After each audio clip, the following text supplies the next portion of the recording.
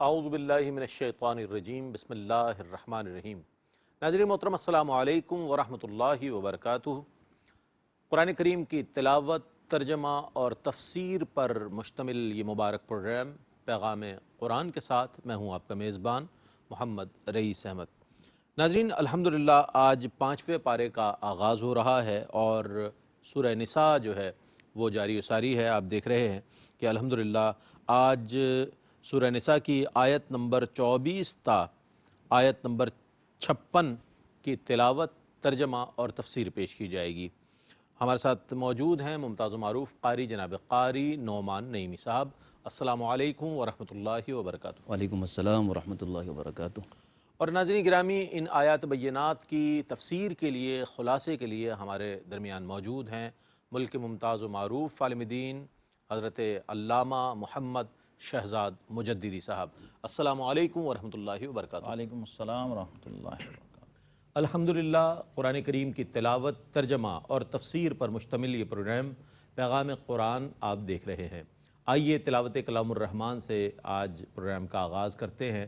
ہمارے درمیان موجود ہیں ممتاز و معروف قاری جناب قاری نعمان نعیمی۔ اعوذ باللہ من الشیطان الرجیم، بسم اللہ الرحمن الرحیم۔ والمحصنات من النساء إلا ما ملكت أيمانكم كتاب الله عليكم وأحل لكم ما وراء ذلكم أن تبتغوا بأموالكم محصنين غير مسافحين، فما استمتعتم به منهن فآتوهن أجورهن فريضة، ولا جناح عليكم فيما تراضيتم به من بعد الفريضة، إن الله كان عليما حكيما۔ میں اللہ کی پناہ میں آتا ہوں شیطان مردود سے۔ اللہ ہی کے نام سے شروع کرتا ہوں جو نہایت رحم فرمانے والا بہت مہربان ہے۔ اور تم پر حرام کی گئی ہیں وہ عورتیں جو دوسروں کے نکاح میں ہوں، مگر کافروں کی جن عورتوں کے تم مالک بن جاؤ۔ یہ حکم تم پر اللہ کا فرض کیا ہوا ہے، اور ان کے علاوہ سب عورتیں تم پر حلال کی گئی ہیں کہ تم اپنے مال مہر کے عوض ان کو طلب کرو، درآں حال یہ کہ تم ان کو قلعہ نکاح کی حفاظت میں لانے والے ہو، نہ کہ محض عیاشی کرنے والے ہو۔ پھر جن عورتوں سے نکاح کر کے تم نے مہر کے عوض لذت حاصل کی ہے تو ان عورتوں کو ان کا مہر ادا کر دو۔ یہ اللہ کا کیا ہوا فرض ہے، اور مہر مقرر کرنے کے بعد جس کمی بیشی پر تم باہم راضی ہو گئے اس میں کوئی حرج نہیں ہے۔ بے شک اللہ خوب جاننے والا، بہت حکمت والا ہے۔ ومن لم يستطع منكم طولا أن ينكح المحصنات المؤمنات فمما ملكت أيمانكم من فتياتكم المؤمنات، والله أعلم بإيمانكم بعضكم من بعض، فانكحوهن بإذن أهلهن وآتوهن أجورهن بالمعروف محصنات غير مسافحات ولا متخذات أخدان، فإذا أحصن فإن أتين بفاحشة فعليهن نصف ما على المحصنات من العذاب، ذلك لمن خشي العنة منكم، وأن تصبروا خير لكم والله غفور رحيم۔ اور تم میں سے جو شخص آزاد مسلمان عورتوں سے نکاح کرنے کی مالی طاقت نہ رکھے تو وہ مسلمانوں کی مملوکہ مسلمان باندیوں سے نکاح کرے، اور اللہ تمہارے ایمان کو بہت زیادہ جاننے والا ہے۔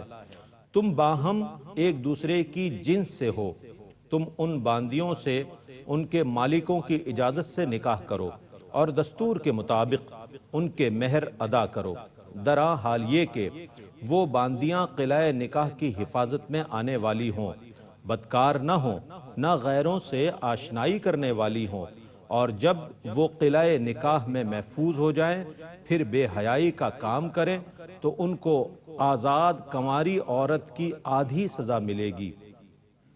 باندیوں سے نکاح کا یہ حکم تم میں سے اس شخص کے لیے ہے جس کو اپنے نفس پر بد چلنی کا خدشہ ہو، اور تمہارے لیے صبر کرنا بہتر ہے، اور اللہ بہت بخشنے والا بے حد رحم فرمانے والا ہے۔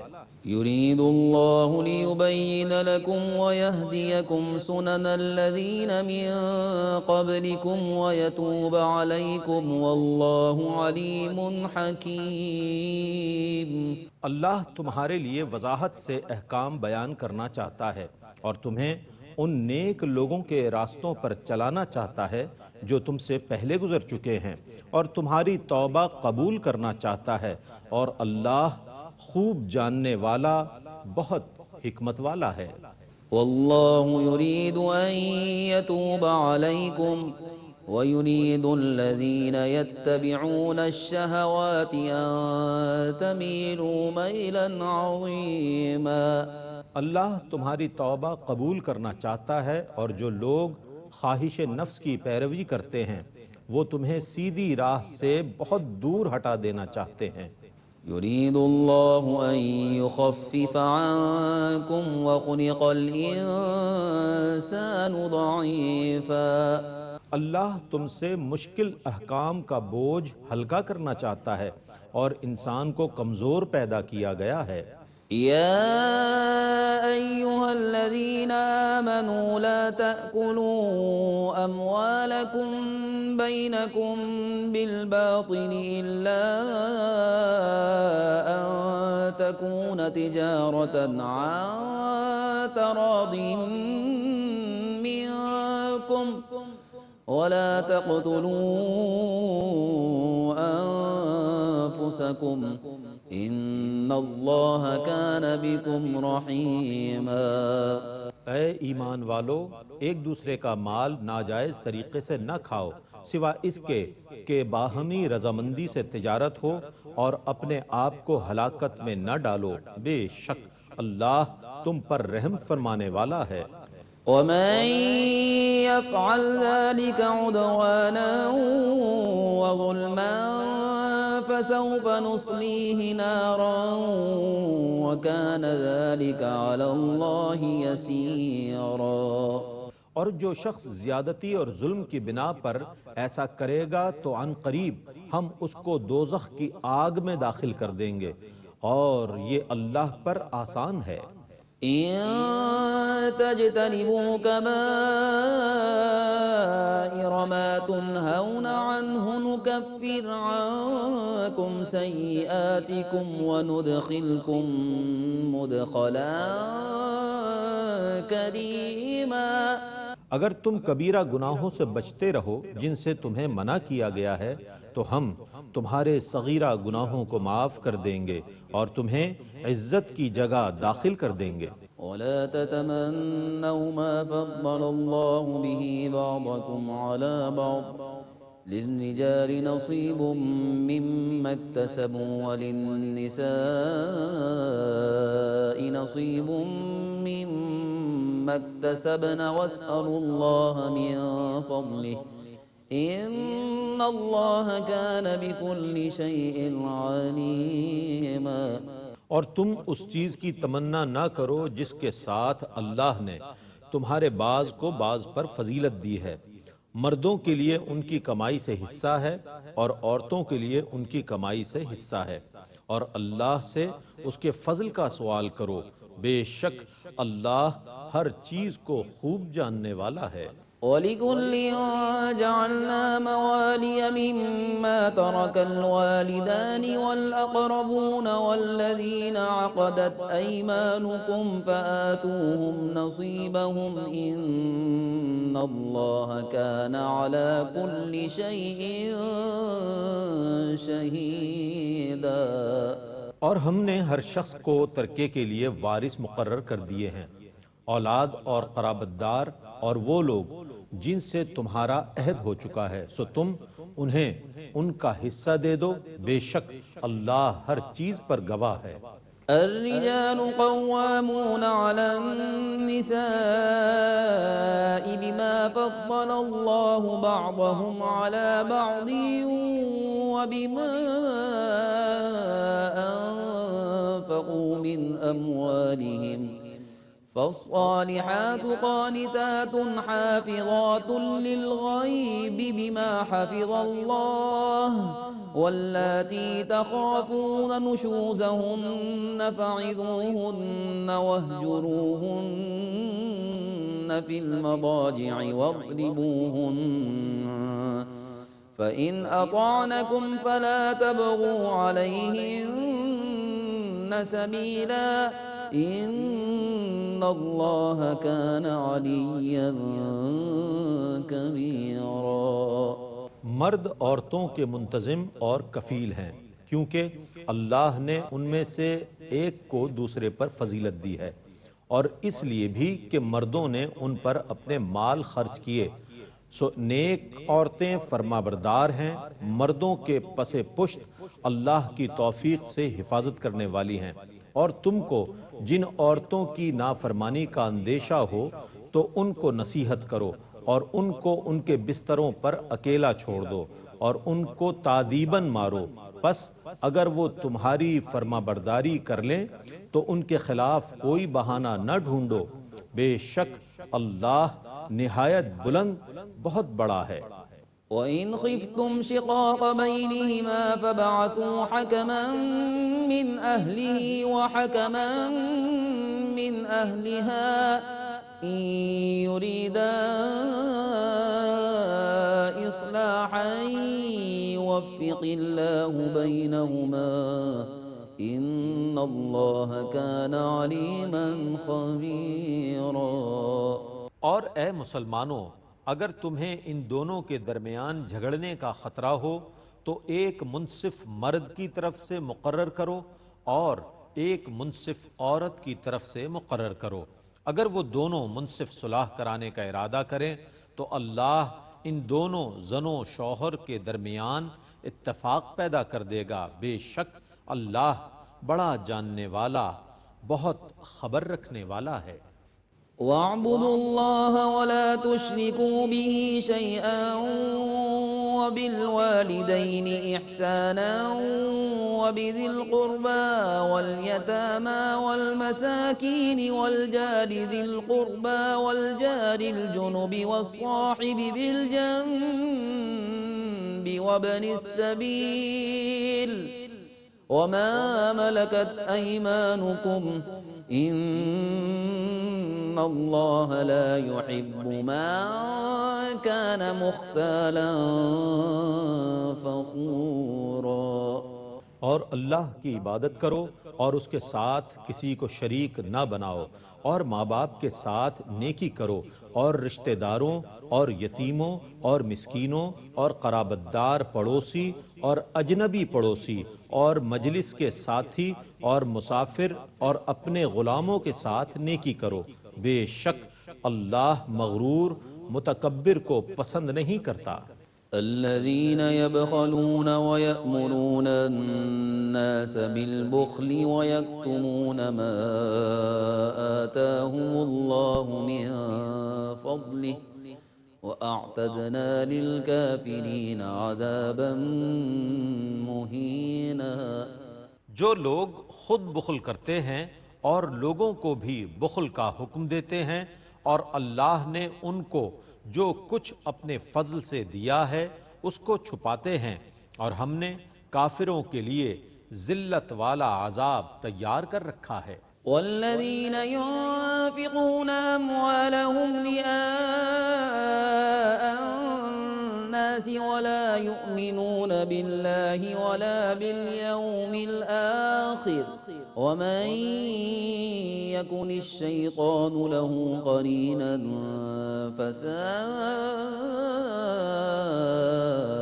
قرينا۔ اور ان کے لیے بھی ذلت والا عذاب ہے جو اپنے مال لوگوں کو دکھانے کے لیے خرچ کرتے ہیں اور نہ اللہ پر ایمان لاتے ہیں اور نہ قیامت کے دن پر۔ اور جس شخص کا شیطان ساتھی ہو تو وہ کیسا برا ساتھی ہے۔ وماذا عليهم لو آمنوا بالله واليوم الآخر وأنفقوا مما رزقهم الله وكان الله بهم عليما۔ آخر ان پر کیا آفت آ جاتی اگر وہ اللہ پر اور قیامت پر ایمان لے آتے اور اللہ کے دیے ہوئے میں سے خرچ کرتے، اور اللہ انہیں خوب جاننے والا ہے۔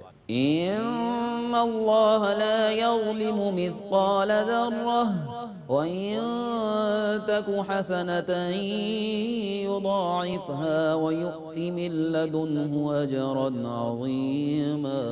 بے شک اللہ ذرہ برابر بھی ظلم نہیں کرتا، اور اگر کوئی نیکی ہو تو اس کو دگنا کر دیتا ہے اور اپنے پاس سے اجر عظیم عطا فرماتا ہے۔ فكيف إذا جئنا من كل أمة بشهيد وجئنا بك على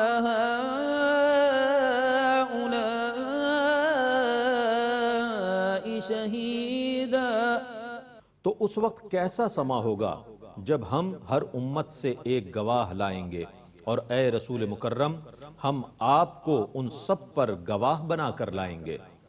يومئذ يود الذين كفروا وعصوا الرسول لو تسوى بهم الأرض ولا يكتمون الله حديثا۔ جن لوگوں نے کفر کیا اور رسول اللہ کی نافرمانی کی، اس دن وہ تمنا کریں گے کہ کاش ان کو دفن کر کے ان پر زمین برابر کر دی جائے، اور وہ اللہ سے کسی بات کو چھپا نہ سکیں گے۔ يا أيها الذين آمنوا لا تقربوا الصلاة وأنتم سكارى حتى تعلموا ما تقولون ولا جنبا إلا عابري سبيل حتى تغتسلوا وإن كنتم مرضى أو على سفر أو جاء أحد منكم من الغائط أو لامستم النساء فلم تجدوا ماء فتيمموا صعيدا طيبا فامسحوا بوجوهكم وأيديكم ان اللہ کان عفوا غفورا۔ اے ایمان والو، نشے کی حالت میں نماز کے قریب نہ جاؤ حتیٰ کہ تم یہ جان لو کہ تم کیا کہہ رہے ہو، اور نہ جنابت کی حالت میں مگر یہ کہ تم مسافر ہو حتیٰ کہ تم غسل کر لو، اور اگر تم بیمار ہو یا سفر میں ہو یا تم میں سے کوئی شخص قضاء حاجت کر کے آئے یا تم نے عورتوں سے مقاربت کی ہو، پھر تم پانی نہ پاؤ تو تم پاک مٹی سے تیمم کر لو، سو تم اپنے چہروں اور اپنے ہاتھوں پر مسح کرو، بے شک اللہ نہایت معاف کرنے والا بہت بخشنے والا ہے۔ ألم تر إلى الذين أوتوا نصيبا من الكتاب يشترون الضلالة ويريدون أن تضلوا السبيل۔ کیا آپ نے ان لوگوں کو نہیں دیکھا جنہیں آسمانی کتاب سے حصہ دیا گیا، وہ خود بھی گمراہی خریدتے ہیں اور تم کو بھی راستے سے گمراہ کرنے کا ارادہ کرتے ہیں۔ والله أعلم بأعدائكم وكفى بالله وليا وكفى بالله نصيرا۔ اور اللہ تمہارے دشمنوں کو خوب جانتا ہے، اور اللہ تمہارا کافی کارساز اور کافی مددگار ہے۔ من الذين هادوا يحرفون الكلم عن مواضعه ويقولون سمعنا وعصينا واسمع غير مسمع وراعنا ليا بألسنتهم وطعنا في الدين ولو أنهم قالوا سمعنا وأطعنا واسمع وانظرنا لكان خيرا لهم وأقوم ولكن لعنهم الله بكفرهم فلا يؤمنون إلا قليلا۔ یہودیوں میں سے کچھ لوگ اللہ کے کلمات کو ان کی جگہوں سے پھیر دیتے ہیں اور کہتے ہیں ہم نے سنا اور نافرمانی کی، اور آپ سے کہتے ہیں سنیے آپ نہ سنائے گئے ہوں، اور اپنی زبانیں مروڑ کر دین میں تانا زنی کرتے ہوئے راعنا کہتے ہیں۔ اور اگر وہ کہتے ہم نے سنا اور ہم نے اطاعت کی اور آپ ہماری بات سنیں اور ہم پر نظر فرمائیں تو یہ ان کے لیے بہتر اور درست ہوتا، لیکن اللہ تعالیٰ نے ان کے کفر کے سبب ان پر لعنت فرمائی ہے، سو ان میں سے کم لوگ ہی ایمان لائیں گے۔ يا أيها الذين أوتوا الكتاب آمنوا بما نزلنا مصدقا لما معكم من قبل أن نطمس وجوها فنردها على أدبارها أو نلعنهم كما لعنا أصحاب السبت وَكَانَ أَمْرُ اللَّهِ مَفْعُولًا۔ اے اہل کتاب اس کتاب پر ایمان لاؤ جس کو ہم نے نازل کیا ہے، درآں حال یہ کہ وہ اس اصل کتاب کی تصدیق کرنے والی ہے جو تمہارے پاس ہے، اس سے پہلے کہ ہم بعض چہروں کے نقوش مٹا دیں پھر ان کو ان کی پیٹھ کی جانب پھیر دیں، یا ہم ان پر اس طرح لعنت کریں جس طرح ہم نے ہفتے کے دن والوں پر لعنت کی تھی، اور اللہ کا حکم پورا ہو کر رہتا ہے۔ إن الله لا يغفر أن يشرك به ويغفر ما دون ذلك لمن يشاء ومن يشرك بالله فقد افترى إثما عظيما۔ بے شک اللہ اس گناہ کو نہیں بخشتا کہ اس کے ساتھ شرک کیا جائے، اور جو اس سے کم گناہ ہو اس کو جس کے لیے چاہے بخش دیتا ہے، اور جس نے اللہ کے ساتھ شرک کیا تو یقیناً اس نے بہت بڑے گناہ کا بہتان باندھا۔ أَلَمْ تَرَ إِلَى الَّذِينَ يُزَكُّونَ أَنفُسَهُمْ بَلِ اللَّهُ يُزَكِّي مَن يَشَاءُ وَلَا يُظْلَمُونَ فَتِيلًا۔ کیا آپ نے ان لوگوں کو نہیں دیکھا جو اپنی پاکیزگی بیان کرتے ہیں، بلکہ اللہ ہی جس کو چاہے پاکیزہ کرتا ہے، اور ان پر ایک دھاگے کے برابر بھی ظلم نہیں کیا جائے گا۔ انظر كيف يفترون على الله الكذب وكفى به إثما مبينا۔ دیکھیے یہ لوگ کس طرح اللہ پر عمدن جھوٹ باندھ رہے ہیں، اور ان کے لیے یہی علی الاعلان گناہ کافی ہے۔ ألم تر إلى الذين أوتوا نصيبا من الكتاب يؤمنون بالجبت والطاغوت ويقولون للذين كفروا هؤلاء أهدى من الذين آمنوا سبيلا۔ کیا آپ نے ان لوگوں کو نہیں دیکھا جنہیں آسمانی کتاب سے حصہ دیا گیا؟ وہ بت اور شیطان پر ایمان لاتے ہیں، اور کافروں کے متعلق کہتے ہیں کہ یہ لوگ ایمان والوں کی بنسبت زیادہ صحیح راستے پر ہیں۔ أولئك الذين لعنهم الله ومن يلعن الله فلن تجد له نصيرا۔ یہی وہ لوگ ہیں جن پر اللہ نے لعنت کی ہے، اور جس پر اللہ لعنت کرے تو اے مخاطب تو ہرگز اس کا کوئی مددگار نہ پائے گا۔ ام لهم نصیب من الملک فإذا لا يؤتون الناس نقیرا۔ یا ان کا ملک میں کوئی حصہ ہے، اگر ایسا ہوتا تو یہ لوگوں کو تل برابر بھی کوئی چیز نہ دیتے۔ أم يحسدون الناس على ما آتاهم الله من فضله فقد آتينا آل إبراهيم الكتاب والحكمة وآتيناهم ملكا عظيما۔ یا یہ لوگوں سے اس چیز پر حسد کرتے ہیں جو اللہ نے ان کو اپنے فضل سے عطا فرمائی ہے، تو بے شک ہم نے آل ابراہیم کو کتاب اور حکمت عطا کی تھی اور ہم نے ان کو ملک عظیم عطا کیا تھا۔ فمنهم من آمن به ومنهم من صد عنه وكفى بجهنم سعيرا۔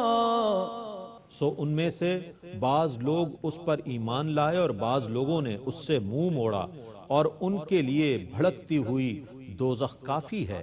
ان الذين كفروا بآياتنا سوف نصليهم نارا كلما نضجت جلودهم بدلناهم جلودا غيرها ليذوقوا العذاب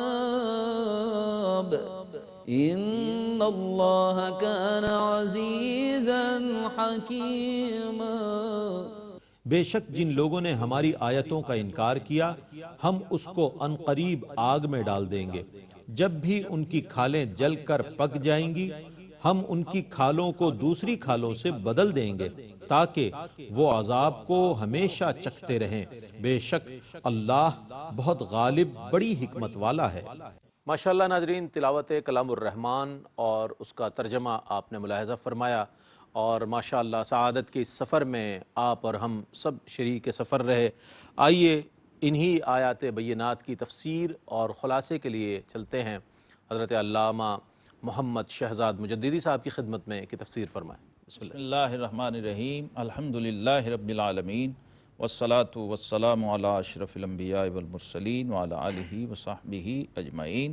ناظرین مکرم، 5واں پارہ شروع ہوا چاہتا ہے اور سورہ النساء کا تفسیری خلاصہ آپ کی خدمت میں پیش کیا جا رہا ہے۔ سورہ نساء ابھی 5ویں پارے میں بھی جاری ہے اور بہت ہی اہمیت کی حامل سورہ مبارکہ ہے۔ اس میں ازدواجی مسائل اور احکام پر بہت زیادہ زور دیا گیا ہے، جو معاشرت کے احکام ہیں، جو وراثت کے احکام ہیں، جو والدین سے متعلق اور اولاد سے متعلق احکام ہیں، اعزاء و اقارب سے متعلق ہیں، یتامہ اور مساکین سے متعلق ہیں۔ اسی طرح ایک بہت اہم مسئلہ ازدواجی امور کا بھی ہے، وہ بھی اس سورہ مبارکہ کا اہم ترین موضوع ہے۔ اور آپ دیکھتے ہیں کہ والمحصنات سے جو 5ویں پارے کا ٹائٹل ہے آغاز ہو رہا ہے ان آیات کا، اور حرام ہیں شوہردار عورتیں۔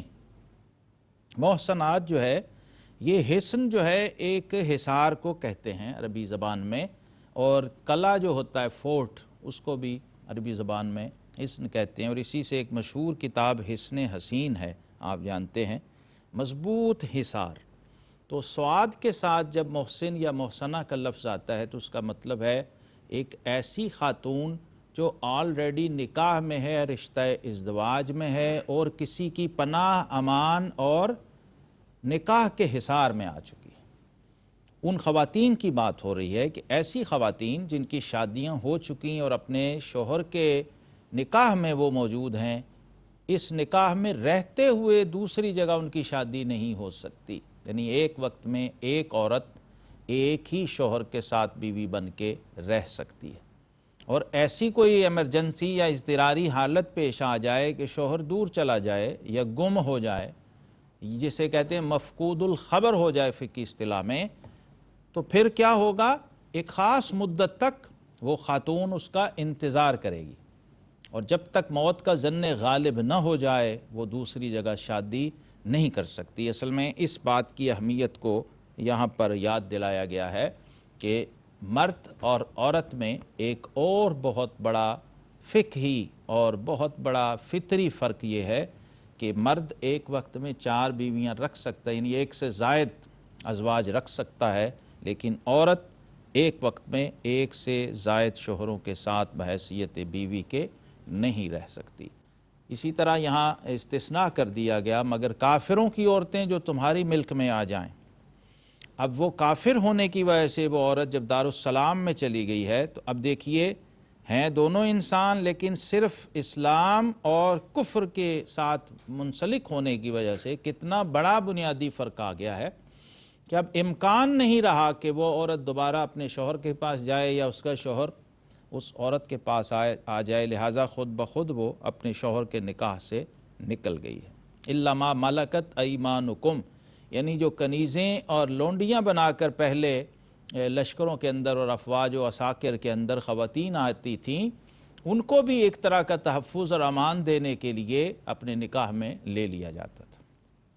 اس بہت ہی اہم مسئلے کا اظہار اس سورہ نساء کے اندر ہو گیا، اور آپ دیکھ رہے ہیں کہ مختلف زاویوں سے، مختلف پیرائے سے خواتین سے متعلق چیزیں جو ہیں ان کو کھول کھول کے اور واضح کر کے بیان کیا جا رہا ہے۔ اور پھر ایک مضمون آیا یا ایھا الذین آمنو۔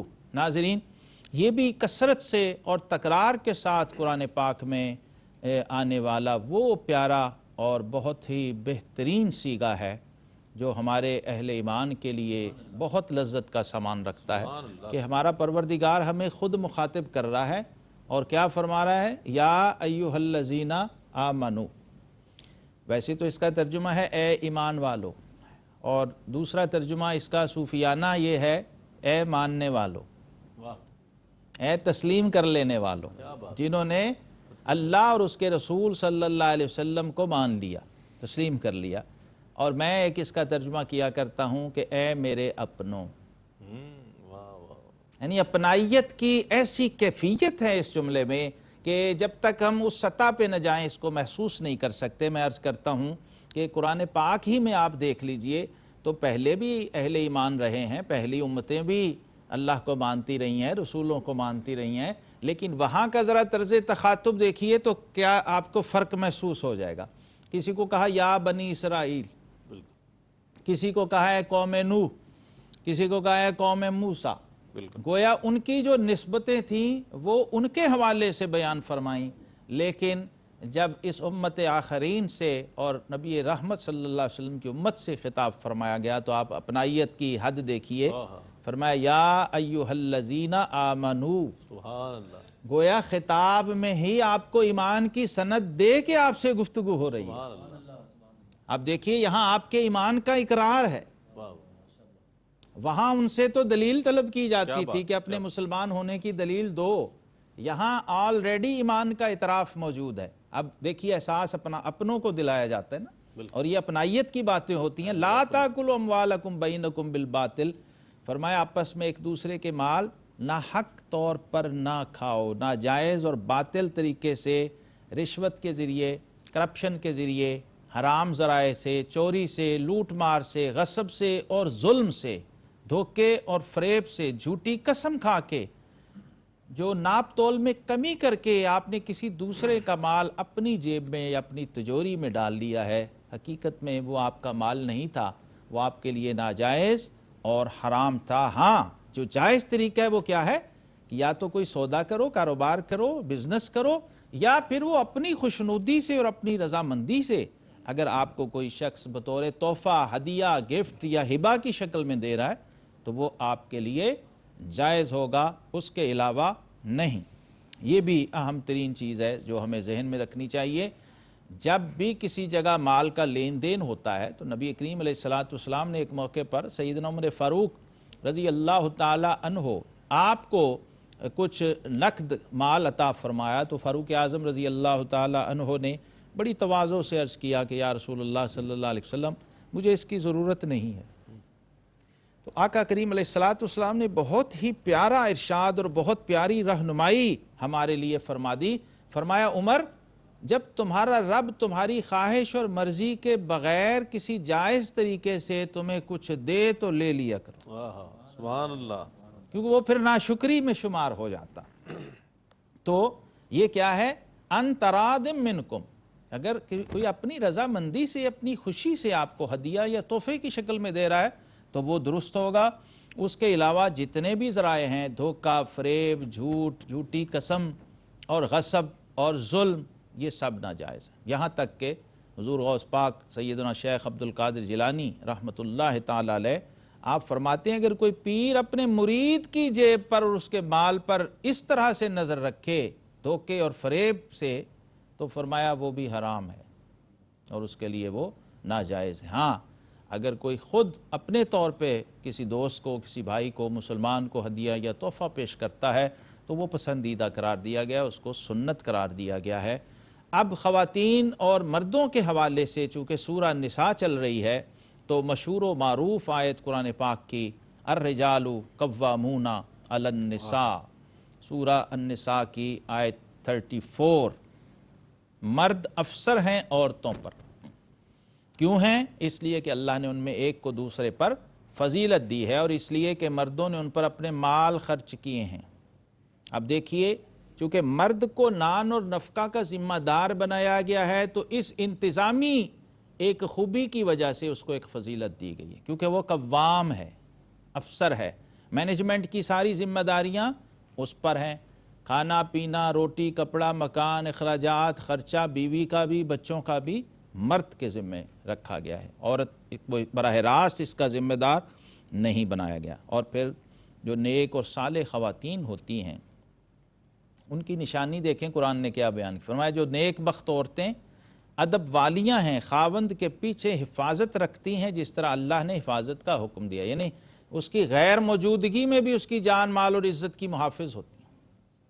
یہ بہترین نیک اور صالح خواتین کی نشانی بیان کی قرآن نے، اور حضور صلی اللہ علیہ وسلم کا ارشاد گرامی ہے کہ دنیا متاع و خیر متاعها المرأة الصالحہ، فرمایا دنیا کی نعمتوں میں سب سے بڑی نعمت اور سب سے بڑی پونجی نیک اور صالح بیوی ہے، اور فرمایا خوش نصیب شخص وہ ہے جس کا گھر کھلا ہو، سواری اپنی ہو اور بیوی نیک ہو۔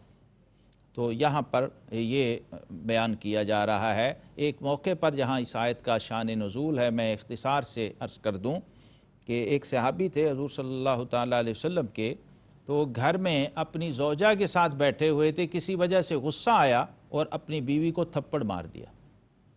جب تھپڑ مارا تو شکایت حضور صلی اللہ علیہ وسلم کی بارگاہ میں گئی، جو ان کے سسر تھے یعنی ان کی زوجہ کے والد، وہ اپنی بیٹی کو لے کر حضور علیہ السلام کی خدمت میں گئے۔ آپ نے بھی اس کو ناپسند فرمایا، اور ظاہر ہے ایک قانون موجود تھا کہ جیسا جرم کیا گیا ہے ویسی اس کی سزا دی جائے، تو گویا جس نے تھپڑ مارا ہے تھپڑ کے جواب میں تھپڑ ہو۔ تو آقا علیہ السلام نے فرمایا کہ قصاص اس کا ہونا چاہیے، قصاص۔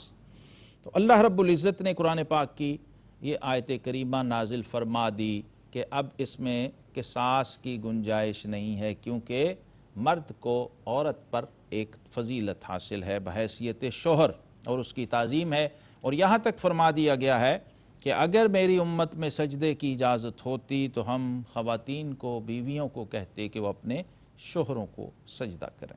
اور ناظرین محترم آپ دیکھتے ہیں قرآن پاک میں بار بار جہاں پر اللہ کی عبودیت کا اور اس کی توحید کا اور اس کی بندگی کا بیان آتا ہے، اس کے متصل ساتھ والدین کی عظمت کو بھی اللہ تبارک و تعالیٰ نے بیان کیا ہے۔ آیت نمبر 36 میں فرمایا اللہ کی بندگی کرو اور اس کا شریک کسی کو نہ ٹھہراؤ، اور ماں باپ سے بھلائی کرو، وَبِالْوَالِدَيْنِ احسانًا، اور پھر درجہ بدرجہ اپنے اعزاء و اقارب، یتامہ، مساکین، اپنے ہمسائے، اپنے رشتہ دار، اور جو ہمسائے دائیں اور بائیں ہیں۔ یہ ترتیب بھی اسلام نے بتائی ہے کہ دائیں والے ہمسائے کا حق زیادہ ہے بائیں والے سے، یعنی جو جتنا آپ کے گھر کی دیوار کے قریب ہے اتنا ہی اس کا زیادہ حق شریعت نے بیان کیا ہے۔ ہمسائے کے حقوق کے حوالے سے بھی اسلام نے بہت زور دیا، اور حضور علیہ السلام نے فرمایا کہ وہ شخص مومن نہیں، قسم کھا کے فرمایا اللہ کی قسم وہ شخص مومن نہیں، اللہ کی قسم وہ شخص مومن نہیں۔ تو صحابہ حیران و پریشان ہو گئے، حضور کون؟ فرمایا جس کا ہمسایہ اس کی اذیت، ایذا اور شر سے محفوظ نہیں۔ ہمیں بھی آج دیکھنا ہے، کیونکہ بعض دفعہ کوئی ہمیں نہیں کہہ رہا ہوتا تو ہمیں خود دیکھنا ہے کہ ہماری وجہ سے کوئی تکلیف میں نہ ہو، کوئی اذیت میں نہ ہو، ورنہ اس کے کہے بغیر ہم گرفت میں آ جائیں گے، عذاب میں آ جائیں گے، اور معاذ اللہ سزا کے مستحق ہو جائیں گے۔ اسی سورہ مبارکہ میں ہمارے ذاتی رویے، ہمارے معاشرتی رویے، ان کو بھی بیان کیا گیا ہے بہت ہی اختصار کے ساتھ۔ فرمایا وہ جو بخل کرتے ہیں اور اوروں سے بخل کے لیے کہتے ہیں، یعنی خود تو بخیل ہیں ہی ہیں، خود کنجوس ہیں، لیکن دوسروں کو بھی کنجوسی پر ابھارتے ہیں۔ تو ناظرین، حضور صلی اللہ علیہ وسلم کا فرمان ہے کہ مومن جو ہے یہ کبھی بخیل نہیں ہوتا۔ مومن کی شان سخا ہے، کنجوسی نہیں کرتا، اور آقا علیہ الصلوۃ والسلام کا فرمان ہے السخی حبیب اللہ ولو کان فاسقا، سخاوت جو بخل کی ضد ہے یہ اللہ کی بارگاہ میں انتہائی محبوب ہے، یعنی سخی اگر گناہ گار بھی ہو تو بھی اللہ کو بہت پسند ہے۔ تو فرمایا یہ جو منافقین ہیں، منافق کی ایک صفت بخل ہوتی ہے، فرمایا یہ اللہ نے جو عطا کیا ہے اور اس کے رسول نے جو عطا کیا ہے اپنے فضل سے، یہ لوگ اس کے معاملے میں بھی بخل کرتے ہیں، اور کچھ ایسے بھی ہیں جو خرچ کرنے پہ آ ہی جائیں تو پھر دکھاوے کے لیے خرچ کرتے ہیں، ریاکاری کرتے ہوئے خرچ کرتے ہیں۔ اس کو بھی سخت ناپسندیدہ قرار دیا گیا ہے۔ ایسی عبادت وہ خواہ مالی ہو خواہ بدنی ہو، اگر اس میں ریا انوالو ہو جائے تو وہ عمل بھی اکارت گیا، اور الٹا وہ شخص ہلاکت کا اور وعید کا مستحق ٹھہرتا ہے۔ ہمیں ان تمام تعلیمات کو سامنے رکھتے ہوئے اپنے اعمال کا تعین کرنا چاہیے، اور اعمال میں ہمیشہ اس اصول کو یاد رکھیے کہ اسلام مقدار کو نہیں دیکھتا ہے، اسلام معیار کو دیکھتا ہے، اور اسلام صرف ظاہر کو نہیں دیکھتا ہے بلکہ اسلام باطن کو بھی ساتھ دیکھتا ہے۔ تو جس وقت آپ اللہ کی راہ میں کوئی بھی عمل کر رہے ہیں تو یہ دیکھ لیا کیجئے کہ آپ کے دل کی کیفیت کیا ہے، کیونکہ قرآن بار بار ہمیں یہ سمجھا رہا ہے کہ اللہ تمہارے دلوں کی کیفیات کو، تمہاری دلوں کے خشوع کو بھی دیکھتا ہے۔ اللہ رب العزت ہمیں خشوع باطنی اور حضور روحانی نصیب فرمائے۔ وآخر دعوانا ان الحمدللہ رب العالمین۔ سبحان اللہ، سبحان اللہ، جزاک اللہ۔ ناظرین محترم، اس طور پر الحمدللہ آج والمحصنات 5ویں پارے کا آغاز ہوا، اور سورہ نساء جاری ہے، 5ویں پارے میں بھی ہے، 6 پارے میں بھی یہ جاری رہے گی۔ تو آج آیت نمبر 24 تا آیت 56 کی تلاوت، ترجمہ اور روح پرور اور ایمان افروز آپ نے تفسیر اور خلاصہ ملاحظہ فرمایا۔ اللہ تعالیٰ سے دعا ہے کہ اللہ تعالیٰ قرآن کریم کا عرفان ہمیں عطا فرمائے اور قرآن کریم کا فیضان ہمیں عطا فرمائے۔ اسی پیغام کے ساتھ پیغام قرآن سے اپنے میزبان محمد رئیس احمد کو اجازت دیجیے۔ اللہ حافظ۔